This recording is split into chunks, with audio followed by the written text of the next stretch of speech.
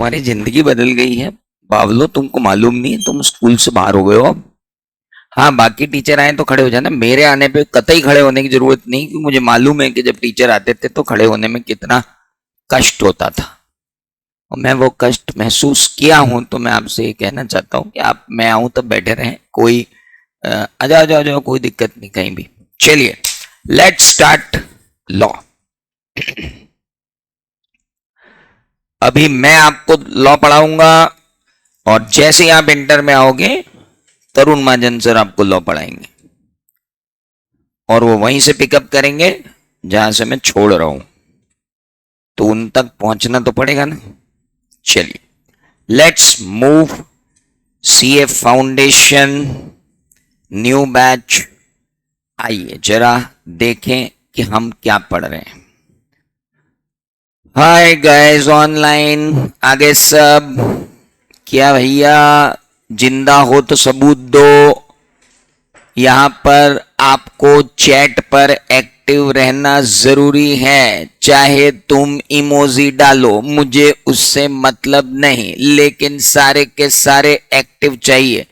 जितने क्वेश्चन पूछ सकते हो पूछो, क्योंकि तुम लाइव एट होम में हो, तुम अभी वीडियो लेक्चर नहीं देख रहे हो, you are in 100% bilateral talk.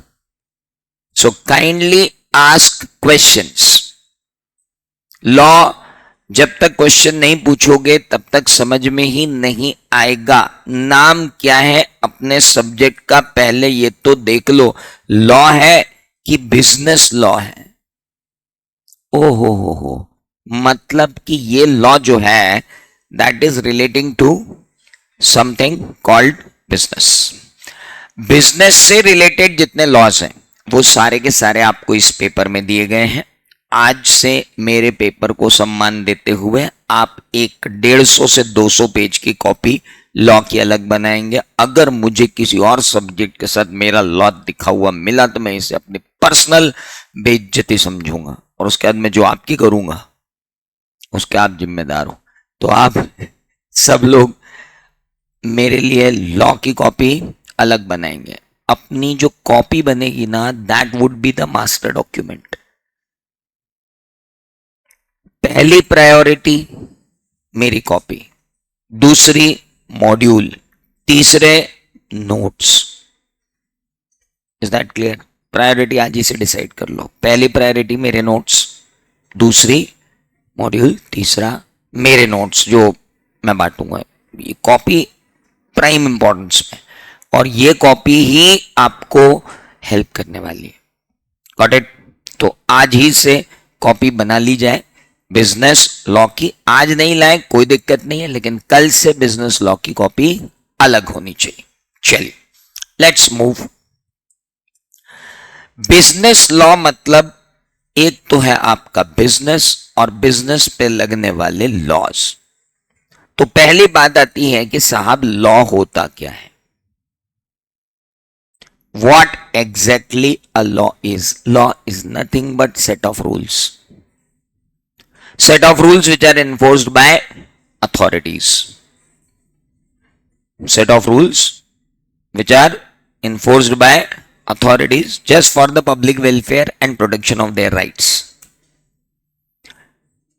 जनता की के राइट्स जो हैं उनको प्रोटेक्ट करने के लिए और उनके वेलफेयर के लिए ही हम क्या बना रहे हैं? लॉ।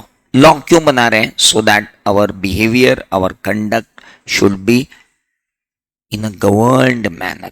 हमारा कंडक्ट गवर्न्ड मैनर में रहे, इसलिए हम लॉ लगाते हैं। अदरवाइज लॉ की कोई जरूरत नहीं है। लॉ मतलब set of rules. Set of rules क्यों बनाए? ताकि हमारा कंडक्ट गवर्न रहे, हमारा कंडक्ट कंट्रोल्ड रहे। कितने ही रूल्स हम फॉलो कर रहे हैं ना। ट्रैफिक रूल मत बनाते, क्यों बनाए? जस्ट के एक्सीडेंट अवॉइड हो। क्रिमिनल लॉ क्यों बनाया? ताकि क्राइम को रोक सके। सिविल लॉज क्यों बनाए? ताकि सिविल लॉज में लोगों के राइट्स प्रोटेक्ट हो।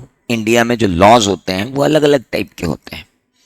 इंडियन लॉज को अगर आप बांटने जाओगे, अगर आप इंडिया में लॉ की बात करोगे, तो इंडियन लॉज जो हैं वो अलग अलग बांटे जाएंगे। अभी मैं मॉड्यूल में बिल्कुल नहीं जा रहा हूं और आपके साथ सिर्फ जनरल बातें, कर्टन रेजर दे रहा हूं आपको लॉ के सब्जेक्ट का। So kindly don't try to find it out in your module और एनीवेयर, मॉड्यूल में है भी नहीं वो। इंडियन लॉ में दो चीजें होती हैं, एक होते हैं सिविल लॉज और एक होते हैं क्रिमिनल लॉज। एक होते हैं सिविल लॉज और एक होते हैं क्रिमिनल लॉज। सिविल लॉज के अंदर फर्दर दो ब्रांचेस होती हैं, एक होते हैं पर्सनल लॉज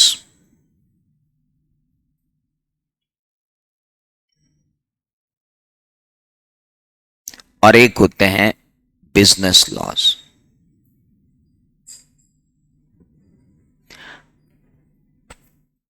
पर्सनल लॉज मतलब हिंदू पर्सनल एक्ट, मुस्लिम पर्सनल एक्ट, जो हमारे व्यक्तिगत धर्म के संदर्भ में अगर कोई लग रहे हैं तो वो, तो they are all known as personal laws.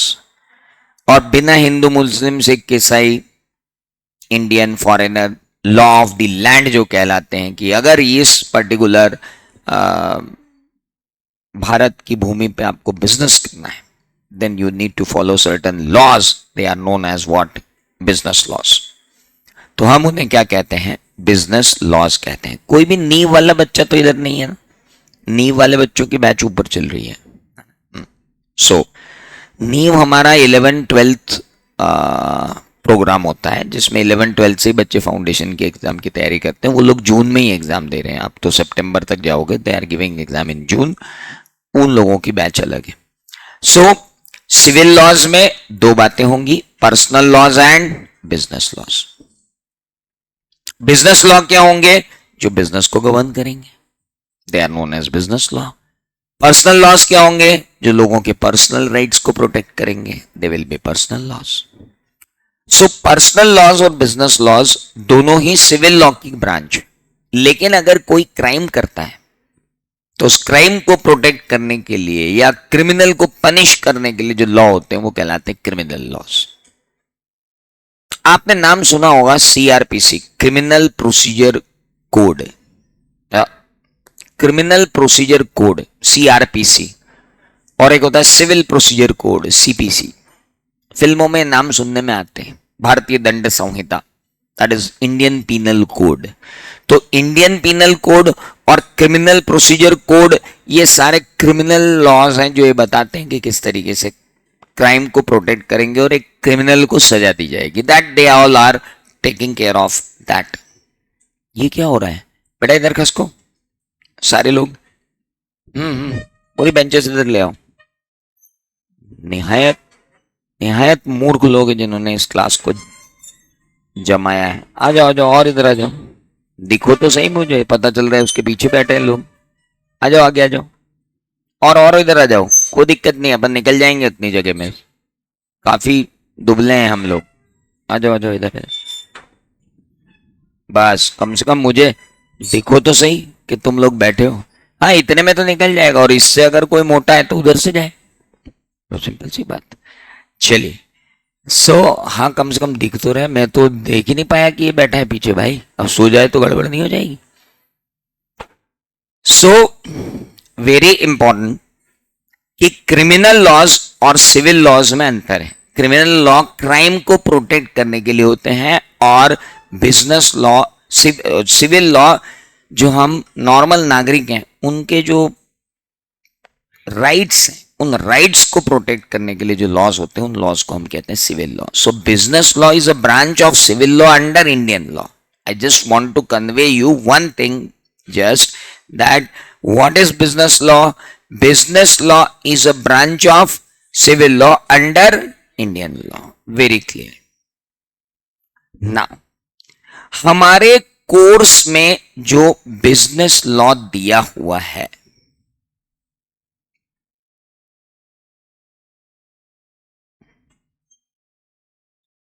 उसमें क्या क्या है?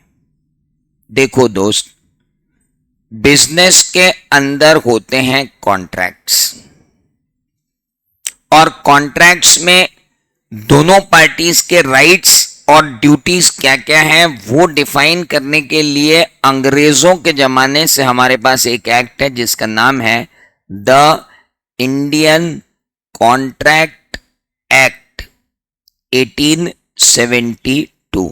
कॉपी आपकी होना चाहिए, पेन आपका होना चाहिए, जो भी बोर्ड पर लिखा जा रहा है उसे कॉपी में समझते हुए लिखना है, टीपते हुए नहीं।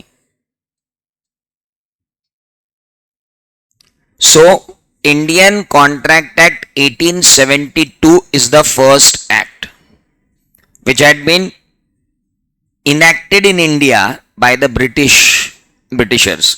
ब्रिटिश गवर्नमेंट ने इसको लगाया था कि भारत में अगर धंधा करना है किसी को तो भाई साहब वो ऐसे ही करेगा। सेकंड है, जब आप बिजनेस करते हो तो जरूरी नहीं है कि कैश के अंदर लेन देन करो, आप चेक से भी लेन देन कर सकते हो, डिमांड ड्राफ्ट से भी लेन देन कर सकते हो, आरटीजीएस भी कर सकते हो, एनईएफटी भी कर सकते हो। पर ये आरटीजीएस, एनईएफटी और पेटीएम और जीपे तो आज की बात है,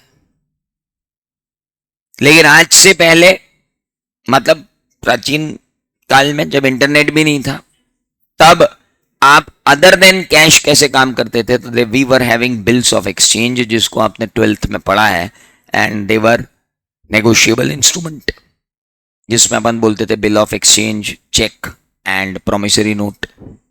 कोई बात नहीं, उसी एक्ट का नाम है the negotiable instrument act.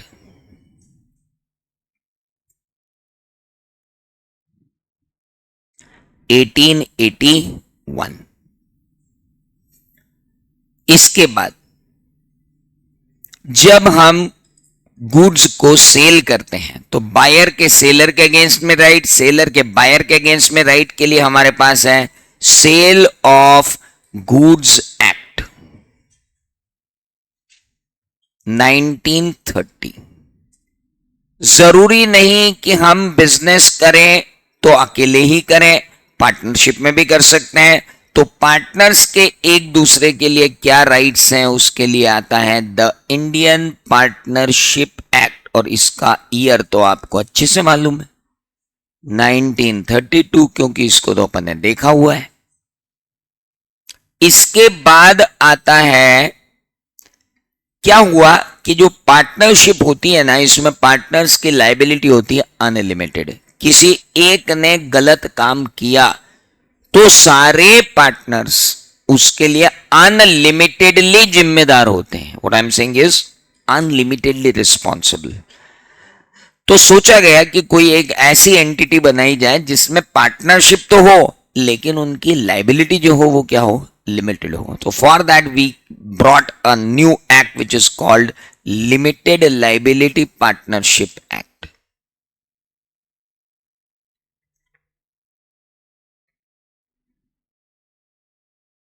(2008). And then we had one more law. जब हम बहुत बड़े हो जाते हैं और पब्लिक का पैसा या कुछ बहुत सारे लोग मिलकर कोई पैसा लगाकर लिमिटेड लायबिलिटी में काम करना चाहते हैं तो हम बोलते हैं कि भाई आप कंपनी बना लो, and that is called the companies act 2000। So in our syllabus we have these much business laws, and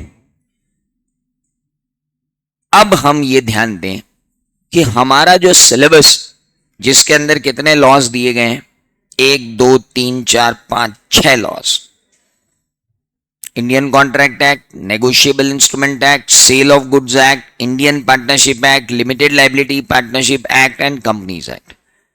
जब आपका फाउंडेशन 1.0 था, मींस लास्ट ईयर तक जो हमने पढ़ाया है, उसमें इंडियन कॉन्ट्रैक्ट एक्ट आधा हुआ करता था। Negotiable instrument act was in intermediate, was not in foundation, it was in intermediate. Got it? So Indian contract act 1872 आधा था, जिसको, और आधा कहां था, इंटरमीडिएट में। वो आधा उठा के कहां डाल दिया, वापस फाउंडेशन में। तो now foundation 2.0 is only can be taught by the teachers who had experience of teaching of intermediate. It's not now कि कोई भी उठा के पढ़ा देगा. इंडियन कॉन्ट्रैक्ट एक्ट का सेकेंड पार्ट जो कहलाता है स्पेशलाइज्ड कॉन्ट्रैक्ट, वो इंटरमीडिएट से उठ के कहां आया है? फाउंडेशन में. नेगोशिएबल इंस्ट्रूमेंट एक्ट इंटरमीडिएट से उठ के कहां आया है? फाउंडेशन में.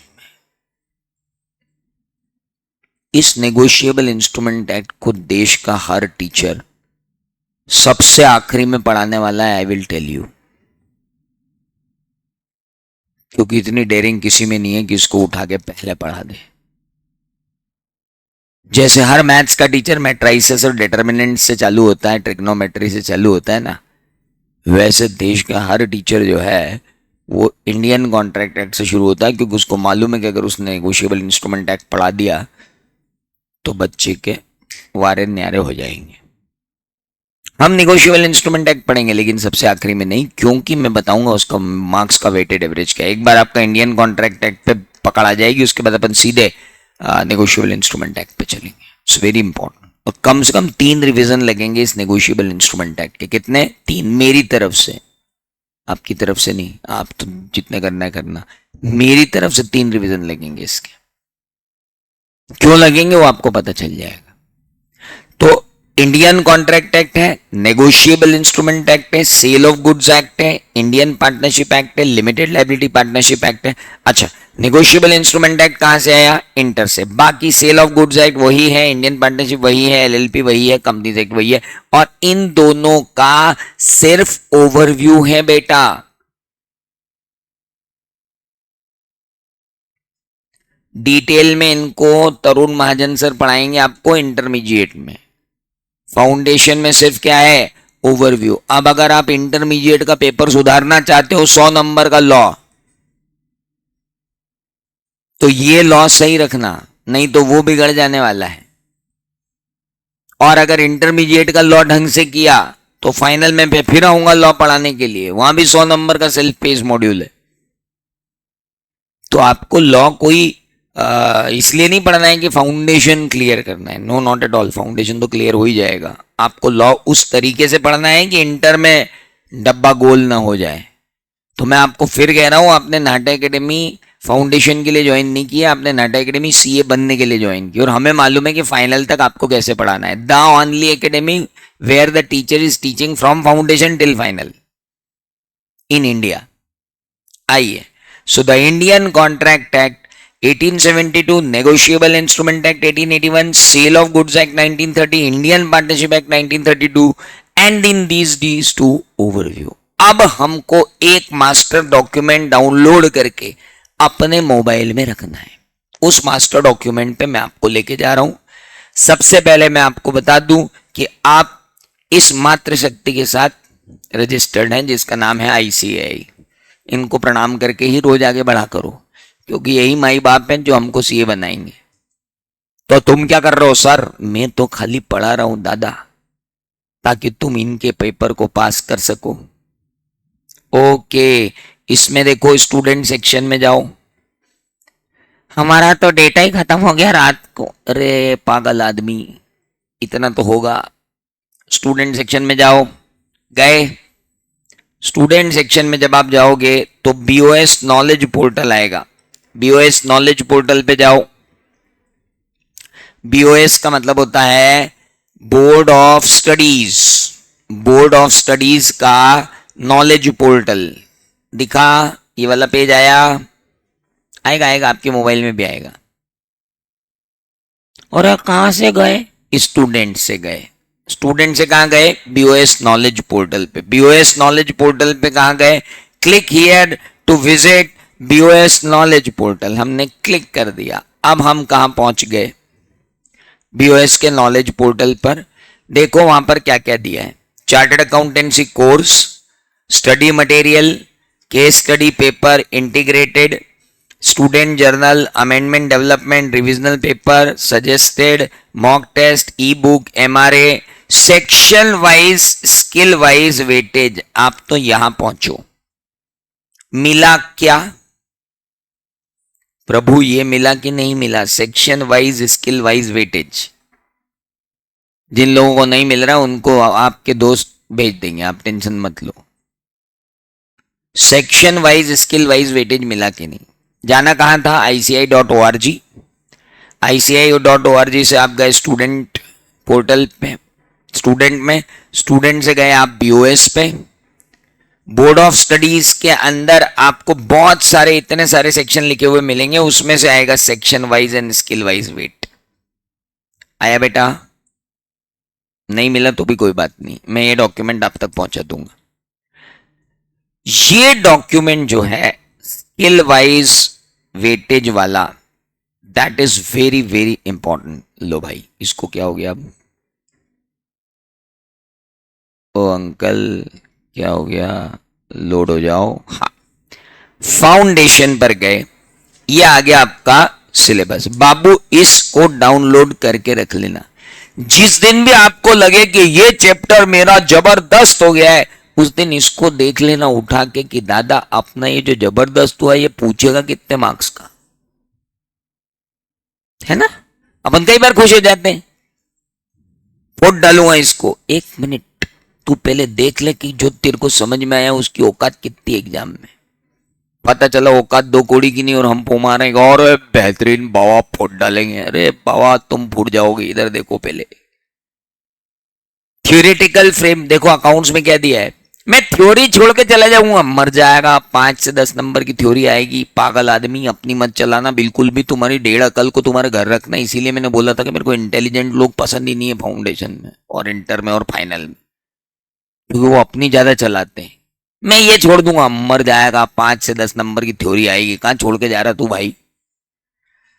अकाउंटिंग प्रोसेस पूरी 30 से 35 नंबर की है, जिसके अंदर bank reco, inventory, depreciation, bill of exchange, promissory note सारे हैं। फाइनल अकाउंट्स छोड़ दूंगा, 20 से 25 नंबर का इंस्टीट्यूट तेरे को छोड़ देगा बावले। पार्टनरशिप छोड़ जाऊंगा यार, 15 से 20 नंबर की भाई तेरे को घर तक छोड़ के आएगी। कंपनी अकाउंट्स 15 से 25 नंबर का भैया मैं तो लुट जाऊंगा। लुट चुका है तू, अगर ये पढ़ने के लिए तैयार नहीं है तो भाई साहब हमने वेटेज दिए चैप्टर के, है ना? आप अपनी 1.5 अकल अपने पास रखना, जो आप अब तक लगाते आ रहे थे कि आखिरी के चैप्टर छोड़ दो, शुरू के चैप्टर छोड़ दो, यूनिट आदि आदि कर लो, ये कर लो, वो कर लो। वो तो बस ये देखेगा कि बच्चा क्या छोड़ता है। क्वेश्चन में वहीं से पूछूंगा।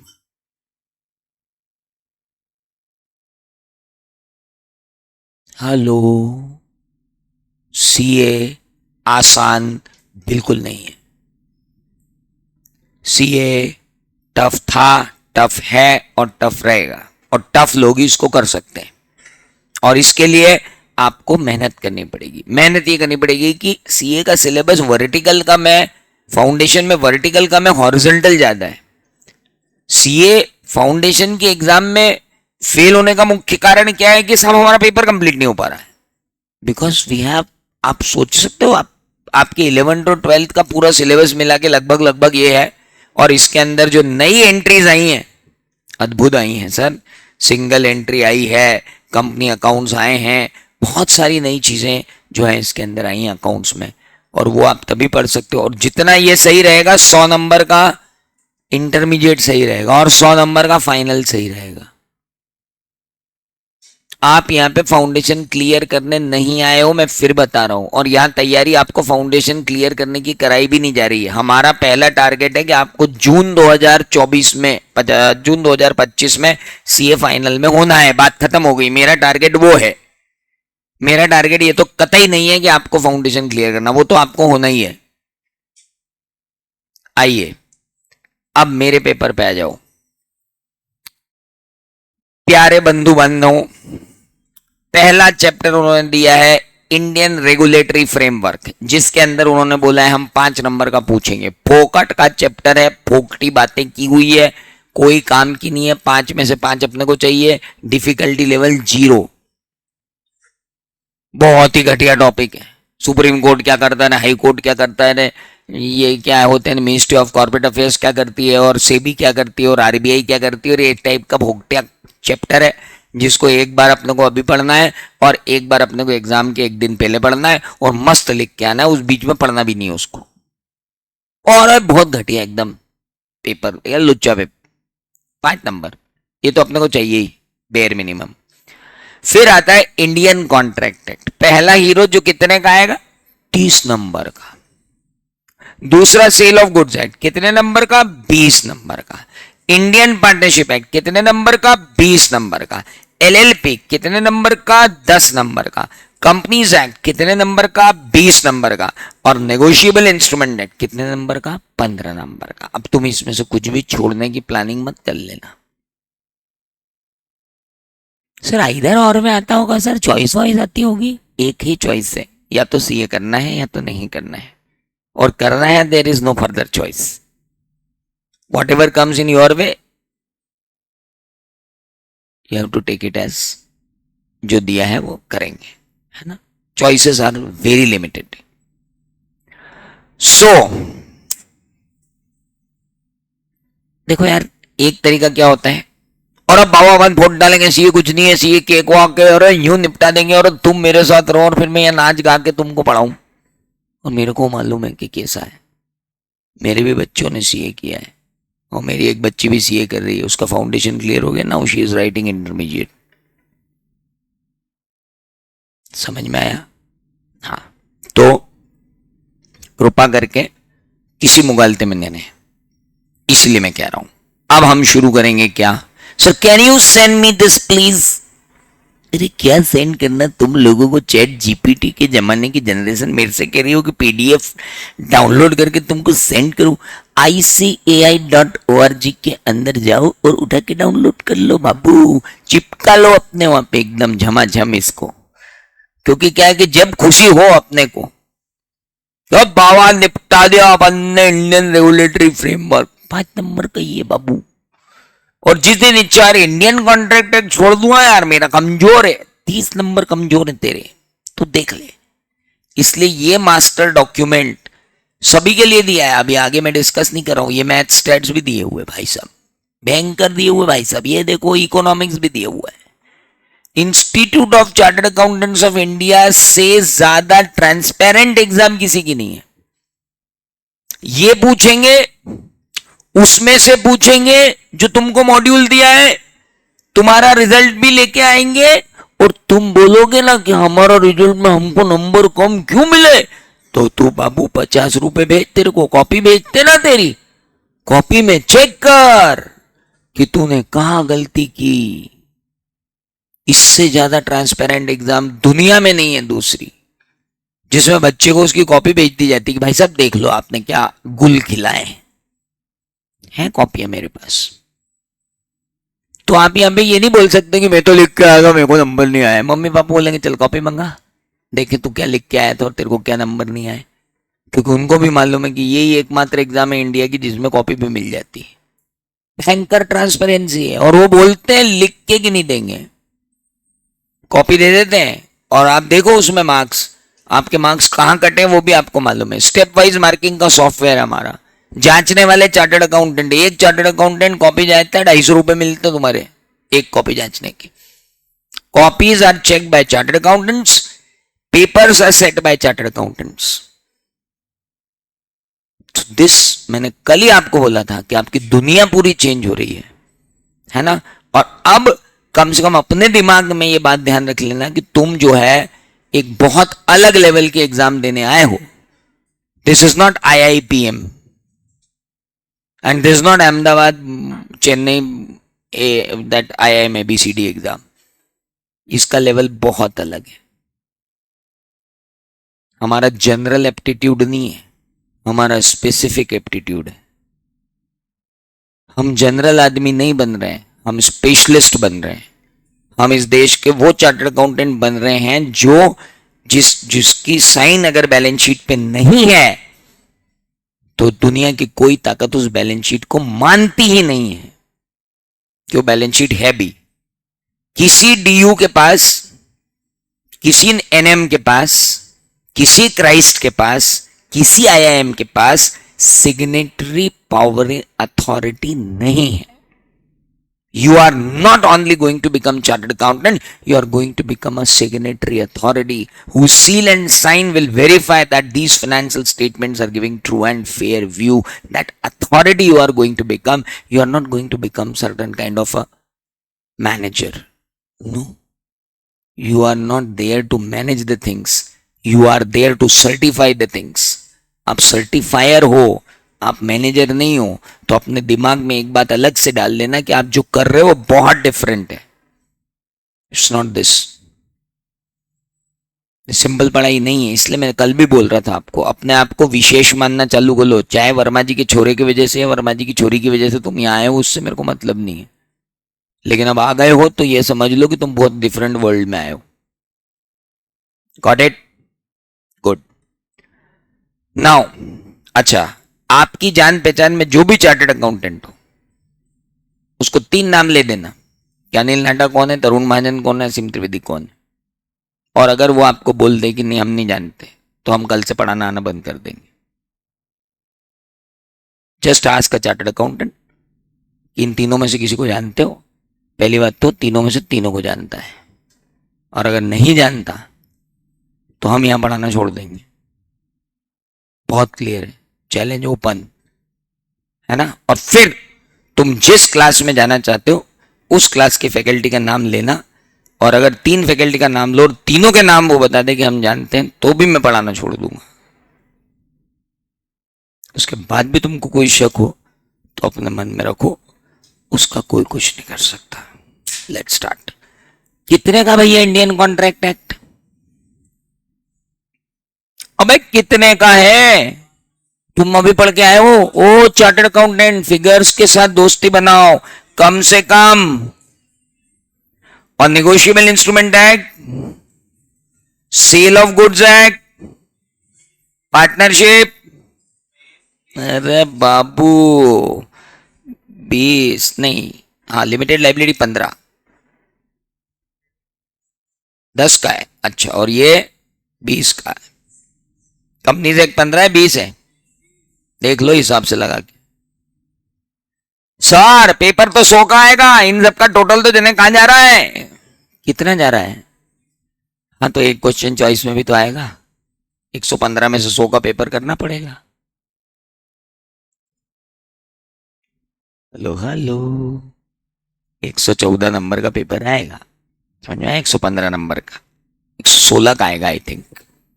उसमें ये बटे रहेंगे. तो क्लियर हो गया सबको? अब जरा रिटर्न ऑन इन्वेस्टमेंट पढ़ लें. ROI इसको, अच्छा 1 मिनट, एक तो अपन ने लिखा ही नहीं बाबू. चैप्टर 1 वो घटिया वाला इंडियन रेगुलेटरी फ्रेमवर्क 5 नंबर का, वो भी तो लिख लो. 5 नंबर चाहिए भाई साहब उसमें. तो अब कितने का होगा भाई साहब? 119, 120 नंबर हो गए. चलो बढ़िया. 6 क्वेश्चन में से 5 क्वेश्चन करना रहेंगे, ठीक है? एक चॉइस रहेगी. पहला क्वेश्चन कंपलसरी रहेगा. जो कंपलसरी क्वेश्चन रहेगा उसमें सारे एक्ट के क्वेश्चन रहेंगे, सो दैट तुम कुछ छोड़ो ना. हम ये इंश्योर करते हैं इंस्टीट्यूट की तरफ से. चलिए, नाउ वेरी इंपॉर्टेंट, इसको करने में कितने दिन लगेंगे? इसको मैं करवाऊंगा सबसे आखिरी में, अभी तो करवाऊंगा ही नहीं मैं. और इसको मैं करवाऊंगा मात्र दो लेक्चर में. 2 लेक्चर, चलो 3 ले लेते हैं. आज इसे ब्लूप्रिंट बना लेते हैं. 3 लेक्चर्स में इसको खत्म करेंगे. 3 लेक्चर में कितने मार्क्स आ रहे हैं? 5. बढ़िया ROI है यार. 3 लेक्चर 5 मार्क्स. स्ट्राइक रेट बहुत जोरदार है. सबसे पुअर स्ट्राइक रेट इसका है. इसको पढ़ाने में लगेंगे 60 आवर्स. बहुत ही स्लो बैट्समैन है. हाँ, और ये होगा कौन? मोस्ट, जिसकी स्ट्राइक रेट सबसे कमजोर है. Negotiable instrument act 100% strike rate से चलेगा 3 रिवीजन के साथ. सेल ऑफ गुड्स एक्ट 200% के स्ट्राइक रेट से चलेगा, इवन और ज्यादा, 7 आवर्स. इंडियन पार्टनरशिप एक्ट, इनको 10-10 कर लेते हैं, सेफर साइड. जल्दी खत्म हो जाए तो कोई दिक्कत नहीं, 200 के स्ट्राइक रेट से चलेंगे। ओ भाई साहब, इसका स्ट्राइक रेट तो देखो, ये तो 3 घंटे में ही खत्म हो जाने वाला है। कौन? लिमिटेड लाइबिलिटी पार्टनरशिप एक्ट और कंपनीज एक्ट, इसमें लगेंगे 10 घंटे। तो भाई टोटल गिन लो कितने हो गए, 3 3 6 तो ये हो गए, और 10 20 30 90 105 और क्या 6, कितने हुए? Maximum how many hours?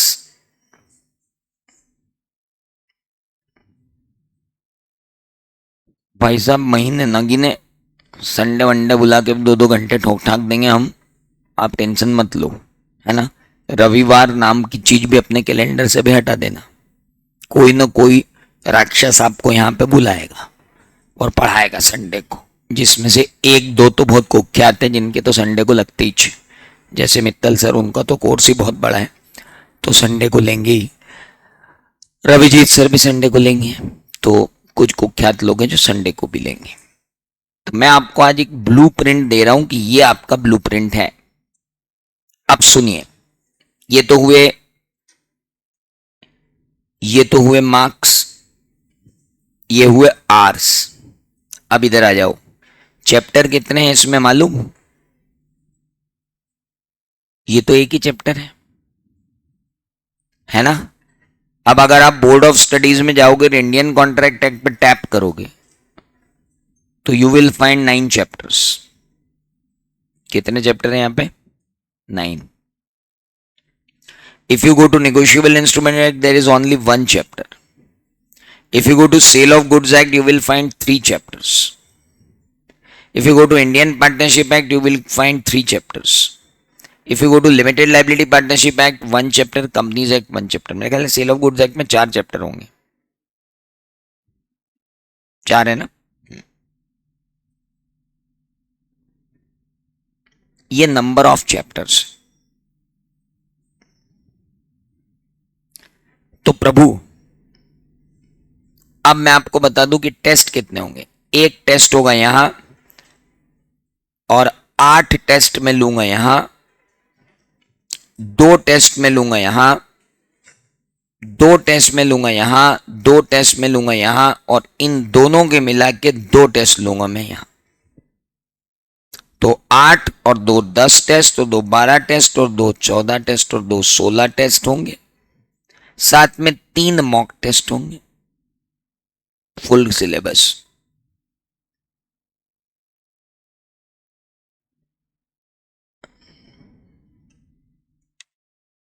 Full syllabus mock test.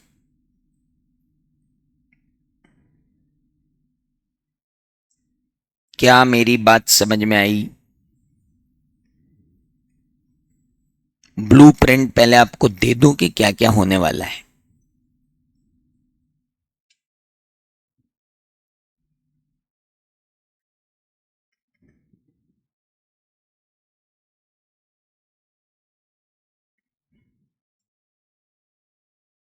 So 1 test 8 और एक 9, 2 11, 2 13 15, जो 17 टेस्ट होंगे। एक टेस्ट उसका भी तो होगा, ठीक है। 17 टेस्ट और 3 मॉक टेस्ट, टोटल आपके 20 test.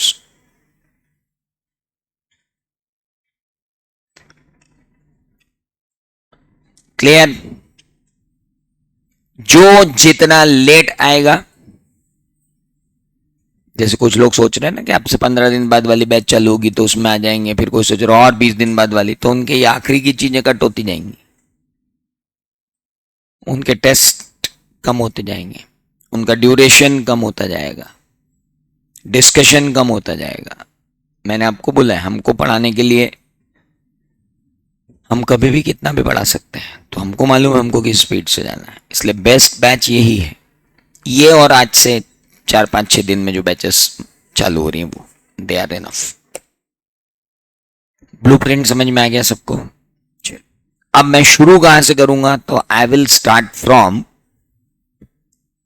The Indian contract act 1872। जो शुरू वाला चैप्टर है 5 नंबर का, वो 5 नंबर का चैप्टर तो अपन कभी भी पढ़ लेंगे, किसी एक संडे को बैठा के निपटा दूंगा। कोई उसका बाकी सबसे कोई लेना देना भी नहीं है। It has nothing to do with any other things. Simple words में हम यही पढ़ेंगे। आइए शुरू करते हैं। Indian contract act 1872।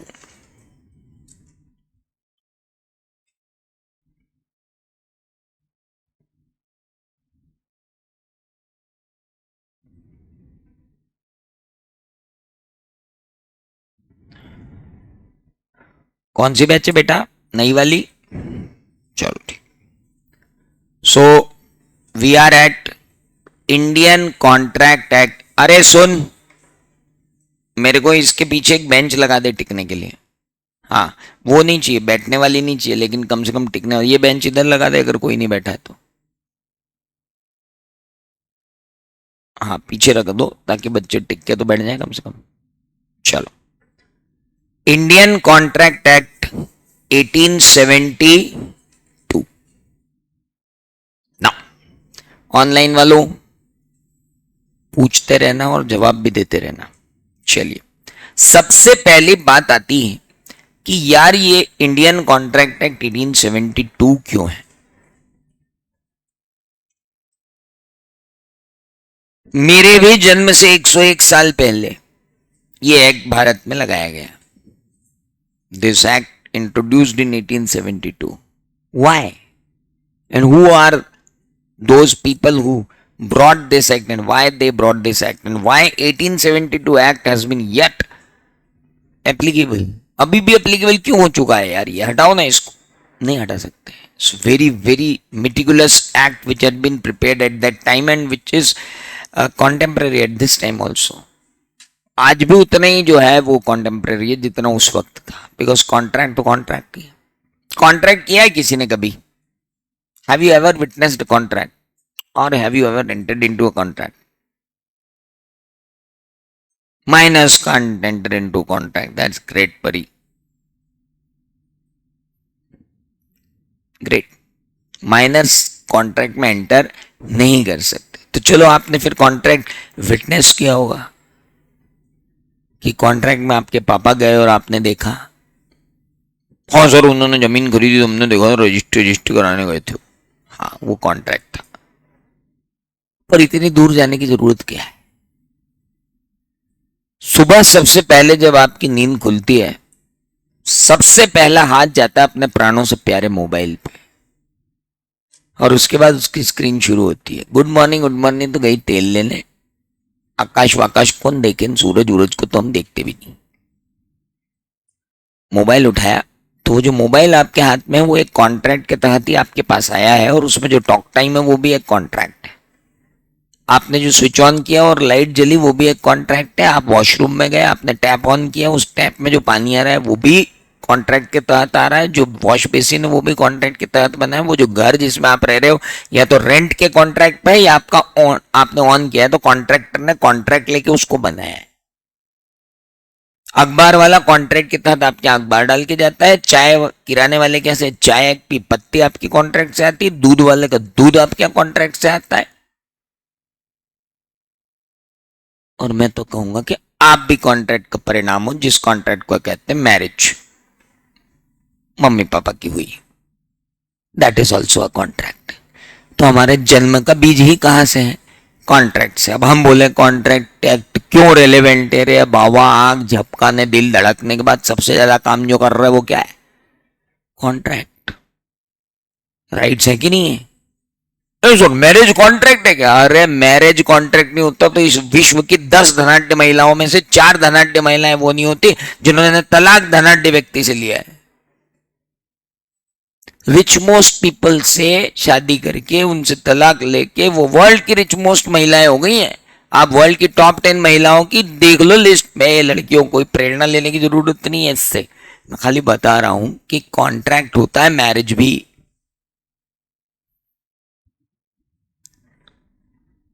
सर आपने क्या गणित दे दिया हमको आज, वाओ। सो बॉस वो भी एक कॉन्ट्रैक्ट है। कॉन्ट्रैक्ट हमारे जीवन में से अलग किया ही नहीं जा सकता। कॉन्ट्रैक्ट हमेशा हमारे जीवन का अभिन्न अंग है। It's part and parcel of life, it's integral part of our life, inseparable part of our life. Contract रोज होंगे। Now what rights you have against another person and what that another person has right against you, what duties you are having against another person, what duties he has against you, it all defined in Indian contract. These all have been defined in exhaustive manner in the Indian Contract Act. That's why Indian Contract Act is so relevant at this point of time. अरे नया बना लेते, वही का वही चलाए जा रहे। जो नए बनाने थे बना लिए ना।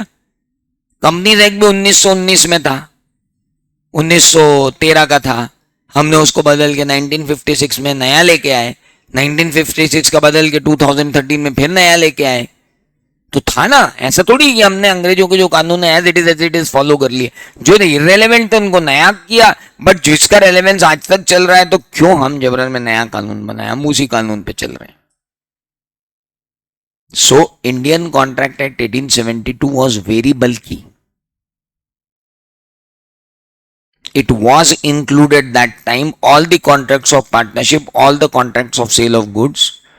Then in 1930 it was decided that some part of that Indian Contract Act should be extracted from there and just have a new act. That new act emerged as Sale of Goods Act. Sale of Goods Act was originally part of Indian Contract Act.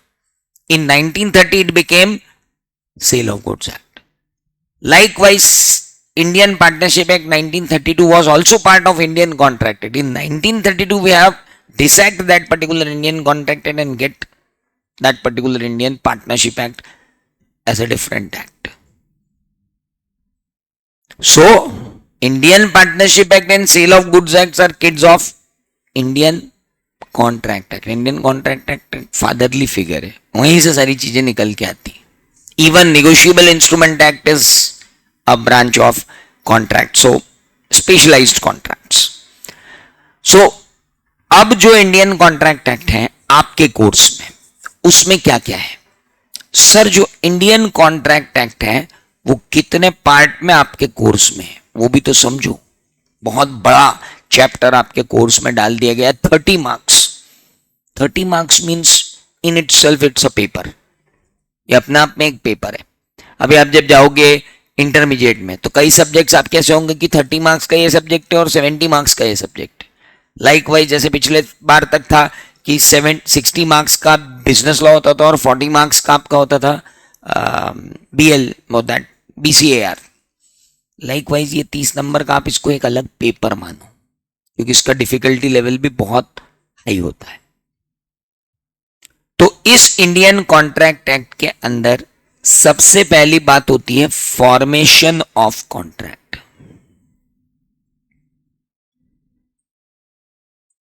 फिर होता है performance of contract,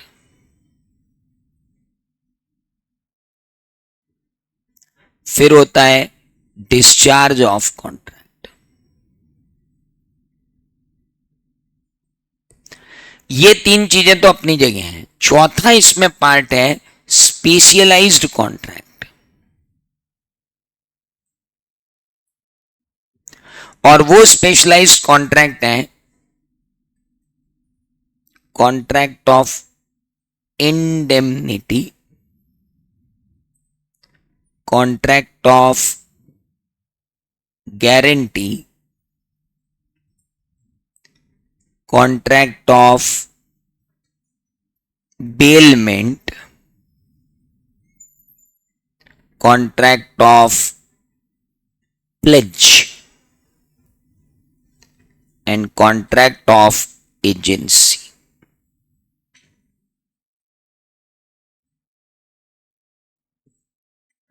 हो formation of contract, performance of contract, discharge of contract and specialised contract.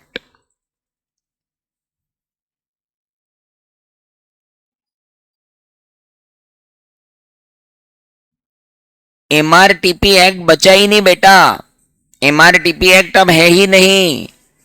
कहां से ले आया तू MRTP act, वैदिक जैन? गूगल बंद कर।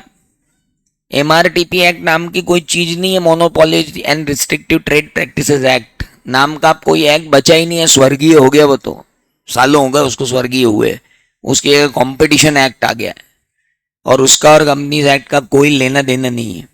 चलिए, क्वेश्चन ऐसे पूछते हैं बच्चे, हल्का पतला टीचर हो तो बेचारे को गांव बाहर छोड़ के आ जाए, वो बेचारा एमआरटीपी एक्ट ही सोचता रह जाए कहां गया। हाँ बेटा बोलो, क्या बोल रहे हो? Contract of indemnity, contract of guarantee, contract of bailment, contract of pledge, contract of agency. ये स्पेशलाइज्ड कॉन्ट्रैक्ट है। आप मान के चलिए कि 30 नंबर में से 12 नंबर तो आपके आएंगे यहां से। कितने? 12, 30 में से।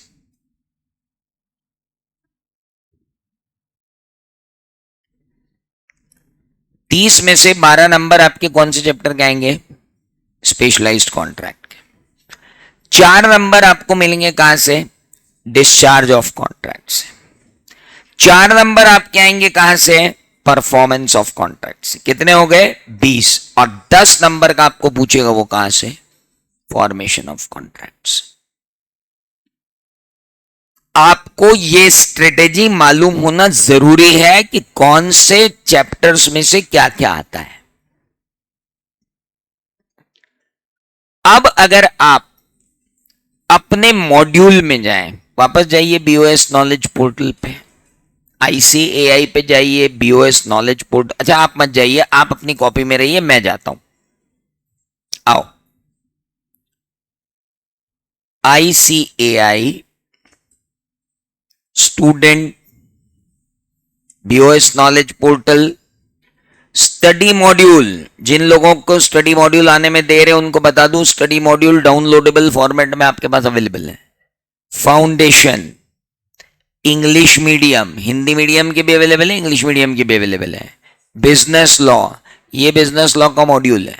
इसमें पहला चैप्टर दिया इंडियन रेगुलेटरी फ्रेमवर्क, इस पे अपन जा ही नहीं रहे अभी, अपन आ गए इस पे। इसके अंदर कितने रे बाबा? 9। अब इन 9 चैप्टर्स को मैं बता दूं, पहली यूनिट, दूसरी यूनिट, तीसरी यूनिट मिला करके कितने नंबर की है? 10 नंबर की।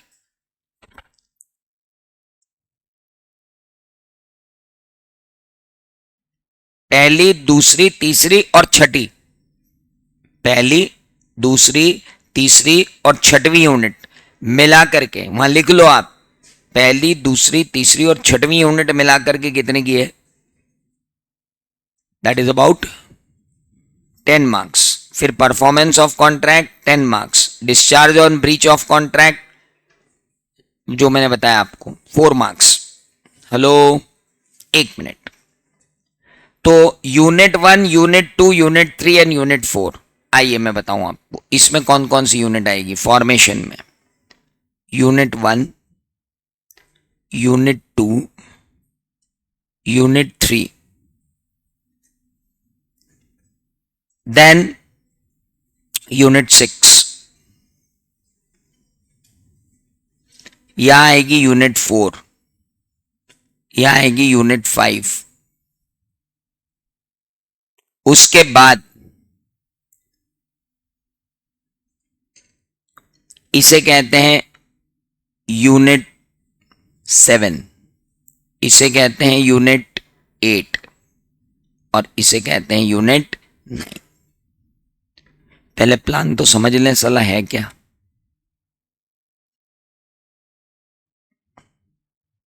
अब हमको यह मालूम रहेगा कि हमारा कौन सा हिस्सा कमजोर है और कौन सा पक्का, और जो कमजोर है उससे हम कितने कमजोर हैं, और अगर हम पक्के हैं तो हम कितने पक्के हैं। हमेशा फोकस इस बात पे रहना चाहिए कि ये क्या है। अब आपको ये अच्छे से मालूम है from your school days to your coaching classes, ये 100% ध्रुव सत्य है कि हर टीचर का पूरे सब्जेक्ट के हर चैप्टर पर एक सरी का कमांड नहीं होता। मैं भी बायस होता हूं, मुझे कुछ चैप्टर पढ़ाने में बहुत मजा आता है, कुछ चैप्टर पढ़ाने में नहीं आता, और ऐसा हर टीचर के साथ होता है। लेकिन हमारे मजे आने और नहीं आने से यहां तो कोई फर्क नहीं पड़ेगा ना। हेलो। तो आपको यह ध्यान रखना है कि आपके लिए सब बराबर है। मेरे लिए कोई चैप्टर बहुत अच्छा हो सकता है, मेरे लिए कोई चैप्टर बहुत बोरिंग हो सकता है, लेकिन आपके लिए तो हर चैप्टर मनोरंजन ही होना चाहिए। वो आपको ध्यान रखना है, क्योंकि देख रहे हो आप हर चैप्टर में से क्वेश्चन आ रहे हैं। मिनिमम 10 मार्क्स आएंगे 1 2 3 6 में से, 4 मार्क्स आएंगे यूनिट 4 में से, 4 मार्क्स आएंगे यूनिट 5 में से, और बाकी 12 मार्क्स आएंगे आपको 3 यूनिट्स में से। हाँ, ये हो सकता है कि इधर के 12 में से वो 8 करके 4 नंबर इधर उधर कहीं शिफ्ट कर दे। इसकी संभावना हमेशा रहेगी कि इधर में से शिफ्ट करके उधर चला जाए, बाकी 4 नंबर से ज्यादा का हेरफेर नहीं हो पाएगा। Is that clear? तो ये आपका सिलेबस है। This is your syllabus. अब हम आते हैं कि भाई साहब, लॉ अगर हम पढ़ने जा रहे हैं तो कुछ बेसिक फंडामेंटल्स हम क्लियर कर लें। लॉ होता क्या है? Set of rules.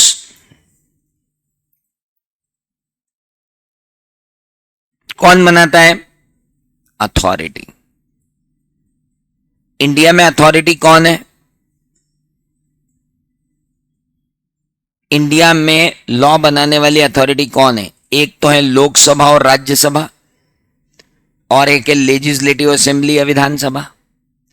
केंद्र के कानून ये दोनों बनाकर प्रेसिडेंट के पास भेजेंगे, और प्रेसिडेंट उसको अपनी असेंट दे देंगे, तो वो बिल जो है वो एक्ट बन जाएगा। इतना नॉलेज अपने को 12th में दिया गया था। ये बावलों, भारत में कानून बनाने की प्रक्रिया तो मालूम है ना? जनरल, पहले बिल आता है, बिल बनकर जाता है लोकसभा में, वो वहां पास होता है, राज्यसभा में वो वहां पास होता है, वहां से जाता है प्रेसिडेंट साहब के पास, और प्रेसिडेंट साहब जब उसको क्या कर देते हैं, साइन कर देते हैं, तो वो बिल क्या बन जाता है? एक्ट। इसके लिए मुझे आधा लेक्चर खर्च करने की और आपकी जनरल नॉलेज बढ़ाने की बिल्कुल जरूरत नहीं है, क्योंकि हम यूपीएससी के एग्जाम नहीं दे रहे। हमारे यहाँ जनरल चीजें नहीं पूछी जाती, इसलिए कृपा करके यहाँ पे जनरल चीजों की बात ना करें। आधे घंटे तक मैं आपका मनोरंजन करने के लिए कुछ भी कहानियां सुना सकता हूं, लेकिन माफ कीजिएगा, ये एजुटेनमेंट नहीं है, ये एजुकेशन है। चुपचाप पढ़ लो जो पढ़ा रहे, और जो हमारे यहाँ फालतू बात होंगी नहीं, वो तो पढ़ना ही पड़ेगा। तो फालतू बात करने का टाइम किसके पास? भाई साहब, क्लियर हो गया?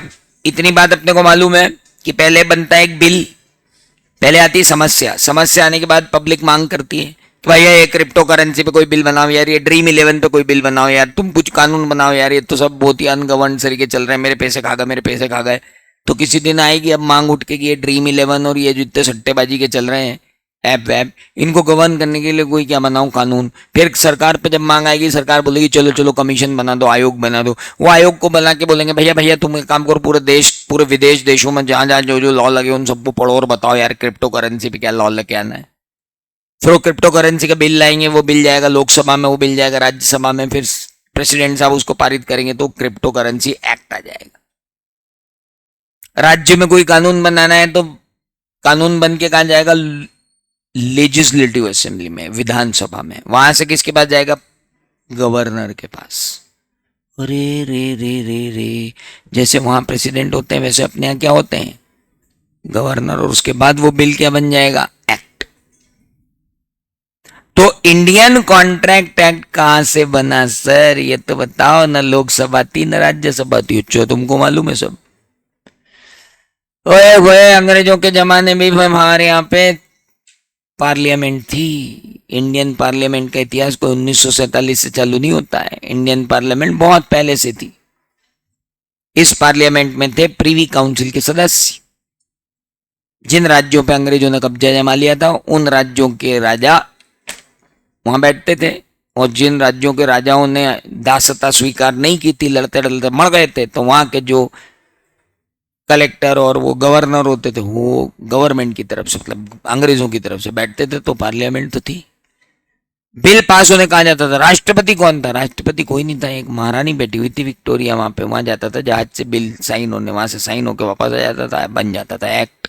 वैसे ही बन गया था इंडियन कॉन्ट्रैक्ट एक्ट। कब बना? कब बना इंडियन कॉन्ट्रैक्ट एक्ट? जब भी बना उसकी बात तो अपन कल करेंगे, लेकिन पहले आज आप समझो कि भाई साहब किसी भी एक्ट को जो सेट ऑफ रूल्स होते हैं, उन सेट ऑफ रूल्स को जो है पैराग्राफ्स में बांट के लिखा जाता है, एक साथ तो लिख नहीं सकते। और पैराग्राफ्स में अलग अलग सब्जेक्ट्स के ऊपर अलग अलग पैराग्राफ बनाकर रूल दे दिए जाते हैं, उन रूल्स को नंबर दिए जाते हैं, जिनको हम नॉर्मली अपनी भाषा में क्या बोलते हैं? सेक्शंस। मान लो पिताजी ने घर पे एक रूल बनाया, 7 बजे बाद कोई घर से बाहर नहीं रहेगा। तो हमने कहा भाई सेक्शन लग गई फादर्स एक्ट की कि भैया 7 बजे बाद कोई भी घर से बाहर नहीं रहेगा। Is that clear? फिर मम्मी ने कहा सुनो जी, अपने साथ जाएंगे तो? बोले हाँ, अपने साथ जाएंगे तो जा सकते हैं। फिर मम्मी ने कहा सुनो जी, अगर मामा मामी के साथ गए तो? हाँ, बोले उनके साथ गए तो भी जा सकते हैं। फिर कहा सुनो, अपन जिन फ्रेंड्स को जानते हैं उन फ्रेंड्स के माँ बाप को भी अपन जानते हैं, उनके साथ गए तो? बोले हाँ, वो भी चलेगा। अब साला रूल बना, रूल का सब रूल बना, सब रूल का और एक रूल बना, फिर उसके बाद एक रूल बना, सेक्शन के अंदर एक और, फिर उसके अंदर एक और, फिर उसके अंदर एक और। इनको क्या कहते हैं अपन कल देखेंगे, अभी तो आप अकाउंट्स पढ़ो, मित्तल सर आ गए। वी विल टॉक टुमारो, कल बात करते हैं।